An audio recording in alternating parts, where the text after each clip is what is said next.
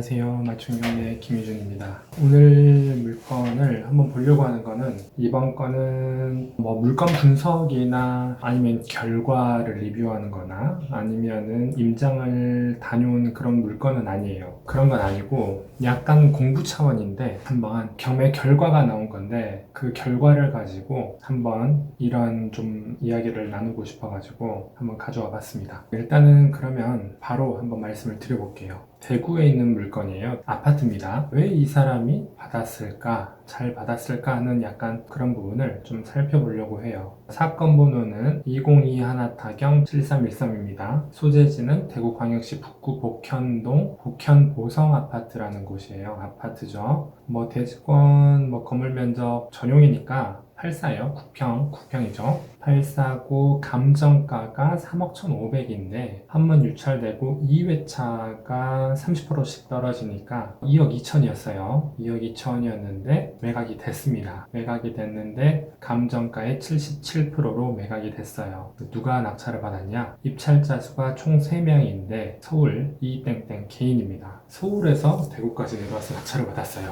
굳이 서울에서 대구까지 왜 내려왔을까? 라고 생각을 해볼 수가 있는데 이유가 있겠죠. 그만한 이유가 있을 겁니다. 그러면 한번 일단 자세한 내막을 보기 전에 이 안에 내용 한번 좀 살펴볼게요. 가격 시점은 작년 9월 달에 가격 시점이 해서 3억 1,500이죠? 3억 1,500 나왔어요. 주변에 고등학교도 있고 아파트, 학교, 공원, 근린생활시설 일반적이죠. 그리고 도로 접해 있고 그렇습니다. 임차인 현황을 봤더니 누가 임차인이 있어요. 근데 신경 쓸 건 없죠. 점유자입니다. 그리고 소유자의 배우자니까 크게 신경 쓸 건 없어요. 그리고 등기부 현황을 봤을 때 채권액이 2억 9,500이고 소유권 이전을 1억 3,700에 매매 거래를 했는데 그 사이에 많이 올랐죠. 근데 2008년에 사서 지금 2022년이니까 14년 정도에서 한 2억 가까이 오른 셈이네요. 안 오른 거 없죠? 그 사이에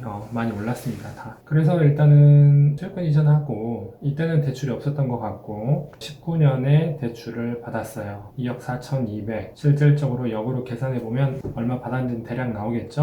한 2억이라고 잡을게요. 2억 정도 대출을 받았는데 나중에 또 대출 받고 그러다가 이자가 연체되니까 이제 경매가 나온 겁니다. 관리비는 미납된 건 없어요. 소유자 겸 채무자가 살고 있고 하기 때문에 미납된 건 없었고 연식은 26년 됐다. 그리고 부동산 문의를 해보니까 3억 2천이다. 매매가가 전세가는 매매가의 70% 정도다 라고 했습니다. 3월 달에 조사를 했어요. 방세기 욕실 2개 일반적이죠. 그러면 2억 4,325만 원에 낙찰을 받았는데 그럼 KB 시세가 얼마냐? 3억 1,250이에요. 평균입니다. 하위 3억, 상위 3억 2천. 그리고 실거래가가 3월 달에 2층인데 매가가 3억이었어요. 지금 얼마에 낙찰을 받았냐면 2억 4천에 낙찰을 받았습니다. 이 2억 4천은 전세가예요. 전세가로 낙찰을 받은 겁니다. 잘 받았다고 볼 수가 있겠죠. 그리고 대구가 지금 비규제 지역이죠. 대구 수성구를 제외한 나머지는 비규제로 풀렸습니다. 조정대상 지역에서. 그러면 대출 잘 되겠죠. 그리고 비규제고 개인이니까 무주택이면 당연히 대출은 더 잘 될 겁니다만 일단은 비규제다. 근데 2억 4천에 낙찰을 받았다. 아마 이거 이제 명도해가지고 어떻게 모르겠어요. 최고가 매수인 이제 매각 허가 결정이 나면은 이제 낙찰자로서의 명도를 하고 이분이 가지고 있다가 단기 매도를 할지 아니면 전세를 임대를 놔서 전세를 돌릴지 아니면 어차피 잔금 대출을 받아서 경락을 받아서 잔금을 치르고 나서 월세로 접근을 할지는 모르겠어요. 하지만 부동산 시장이라는 게 항상 유동적이죠. 움직입니다. 이렇게. 지금은 대구가 안 좋은 건 맞아요. 분양이 너무 많고 물량이 너무 많기 때문에 안 좋은 건 맞지만 이분 같은 경우는 지금 KB 시세가 3.15억인데 KB 시세로만 따져봐도 약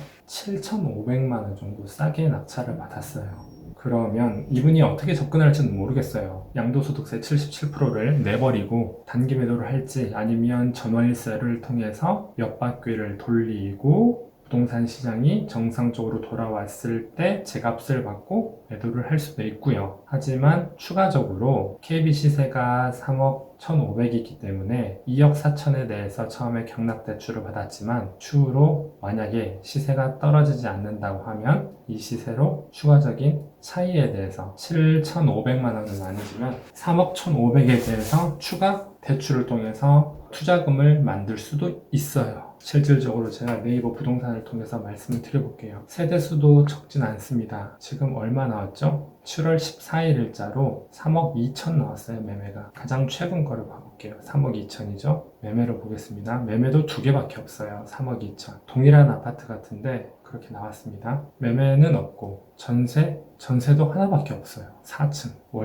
월세는 아예 없습니다. 400세대인데 420세대인데 물량이 하나도 없어요. 그러면 더 거래가 빨리 될 수가 있겠죠. 그래서 지금 제 생각에는 서울에서 대구까지 와서 이렇게 했다라는 거는 이런 어떤 확실한 부분이 보였기 때문에 접근을 한 게 아닌가 싶어요. 저도 이 물건을 관심 물건으로 담아놓고 결과가 어떻게 나오는지 좀 지켜봤는데 낙찰돼버렸습니다. 그러니까 잘 받은 걸로 저는 생각이 돼요. 잘 받았다고 생각을 하고 접근을 어떻게 하느냐에 따라서 활용 가치는 있을 것 같아요. 더 좋았다라고 하면은 법인으로 했으면 더 좋긴 했겠죠. 근데 이제 주거용이다 보니까 약간 대출의 부분에 대해서는 어려움은 있었을 거예요. 하지만 어찌되었든 비규제 지역이라는 어떤 그런 부분도 이점이 있었고 KB 시세에 비해서 약 한 7,500만 원 정도 더 저렴한 가격으로 실거래가가 아니라 KB 시세로 따졌을 때 그 정도 저렴하게 낙찰을 받았다는 것은 잘 받았다라고 저는 생각을 합니다. 그래서 이런 부분도 한번 말씀을 드리고 싶었어요. 경매의 경우에는 당연히 영향이 있습니다. 이제 경기가 좋고 나쁘고 부동산 시장이 좋고 나쁘고의 어떤 영향은 있지만 꾸준하게 살펴보고 찾아보고 공부를 한다라면 충분하게 수익을 만들어낼 수 있다라는 부분을 좀 말씀을 드리고 싶었어요. 그래서 결과를 가지고 이